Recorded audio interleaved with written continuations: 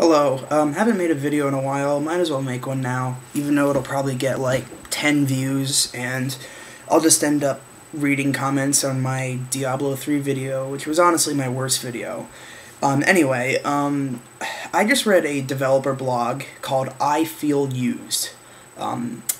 This developer, his name is Jameson Durrell, and he worked with, game designer for over 10 years, currently design director at Secret Project Y at Volition Inc.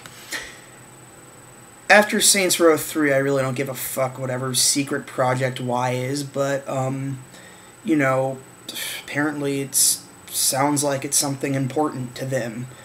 Previously designed games with Electronic Arts. I wonder where this is gonna go.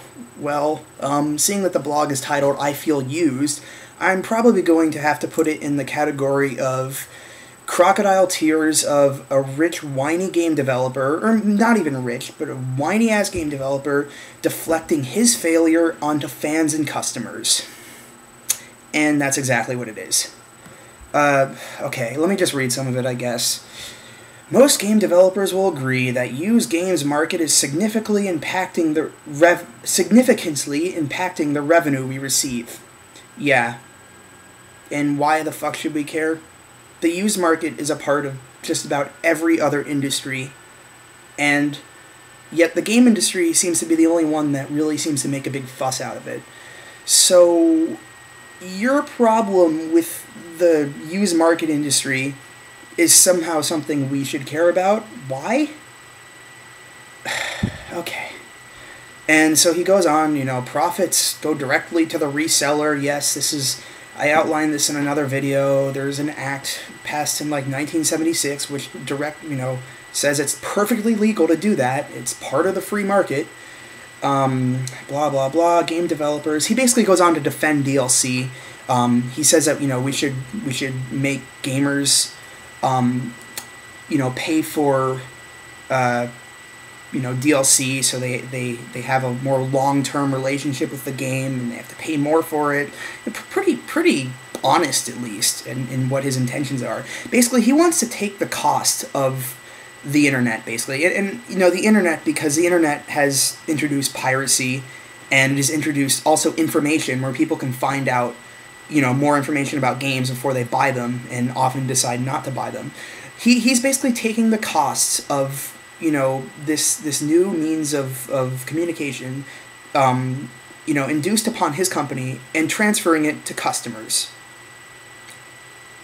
Why the fuck should we care about whether he makes money or not if his solution is to punish paying customers for the acts of pirates and used games companies? Okay. Let's talk about piracy and used game sales. If you want to fight piracy and used game sales, make good games. Make games that can be replayed more than once. If someone has the opportunity to replay a game in an indefinite number of times, they're probably not going to trade it in.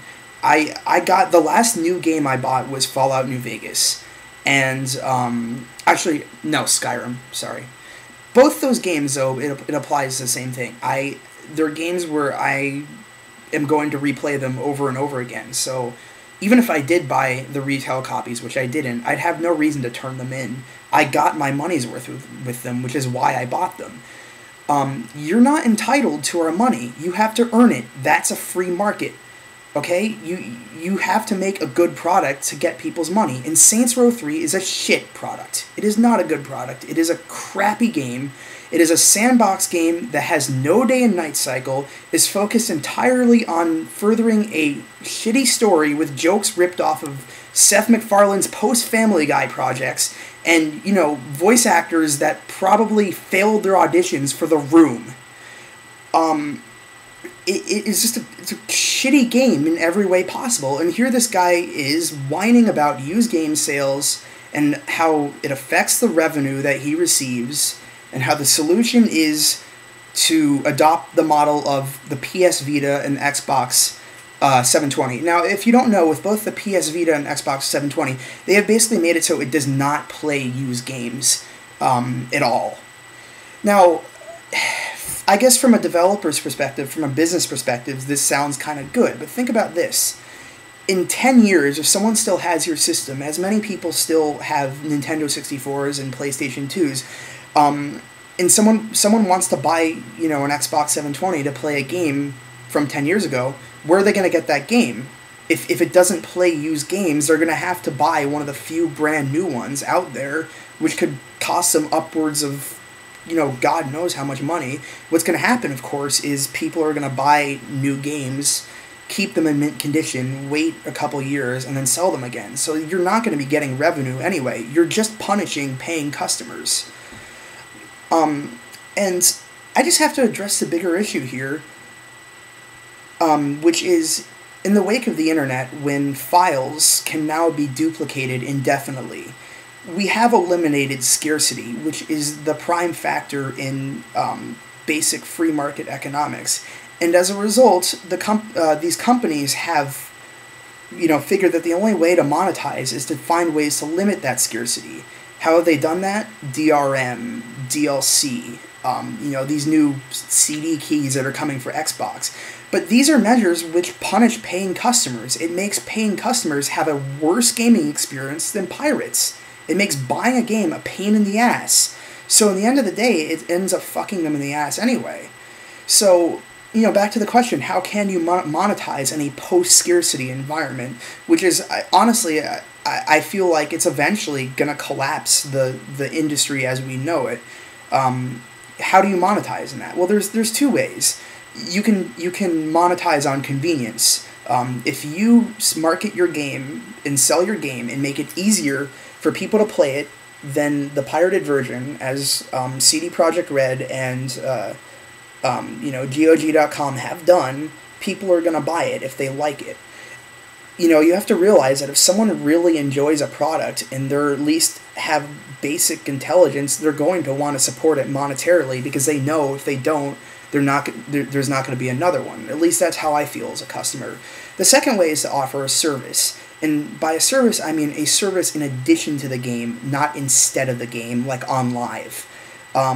You know, I think Steam is definitely going down the right path with this by making some sort of hub in which gamers can convene in one way or another to play games together. And I think this can serve both companies and customers as well, because, you know, I like being able to open up a chat window with one of my friends and play some Unreal. That's really great. So yeah, I buy stuff from Steam a lot. But with these measures, these DLC measures, you know, and these DRM measures, they're measures that might lock down their game for a certain period of time, but at the end of the day is only A, hurting paying customers, and B, hurting the companies in the long run. And so by restricting the used market and trying to kill piracy, which is impossible, people are always going to crack DRM, whether you like it or not. These software companies are just digging themselves deeper and deeper into the hole, which I at least believe will collapse a